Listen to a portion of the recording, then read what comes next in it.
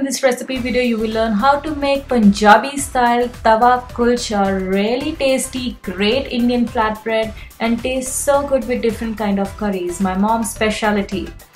So we are going to use 4 cups of whole wheat flour in conjunction with 2 cups of all-purpose flour. So in a bowl we have 6 cups of flour here, and we are adding 2 tablespoons of unsalted butter, and we are going to use yeast for this recipe. So half a tablespoon of yeast. We are going to put it in a half cup of lukewarm water,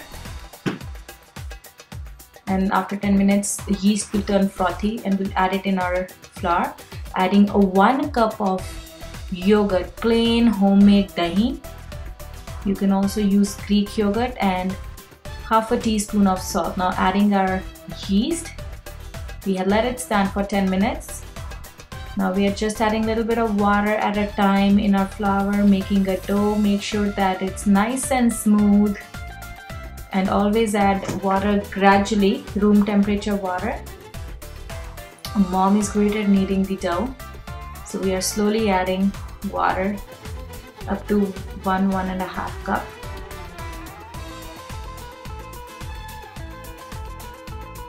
So very slowly adding the water, making sure that flour comes together, and then we are going to let it stand for about 4 hours. In between, after 2 hours, you can knead it once again, and we are going to cover it with a wet kitchen cloth, and we normally put it inside the oven because it's a nice warm spot. You don't have to turn the oven on, just put the dough in, and you will see that after 4 hours it has risen nicely. So now you are ready to make your kulchas. We are going to cook them on a tawa, which is like a nice griddle. You can also use a non-stick pan.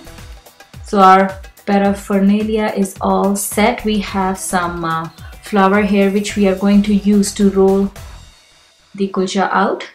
So we're gonna take a small golf size piece of dough. We're gonna just roll it in a little bit of flour at a time, and we are going to flatten it out. You can use your hand. See how nicely mom is rolling it out. You can also use a rolling pin and a clean kitchen surface and slowly roll it out until it's nice flat shape. You can oil your hands slightly so that dough doesn't stick on your hands while you're rolling it out and cooking your kulchas, and they make like a great, you can freeze them also. We normally make it a big batch when it's holidays and families coming over, everyone's coming over. Make sure your tawa or your griddle is hot, your skillet is hot before you put the kulcha on. We are going to cook it 2-3 minutes on each side until nice brown spots appear. So while this one is cooking, you can work on the next one.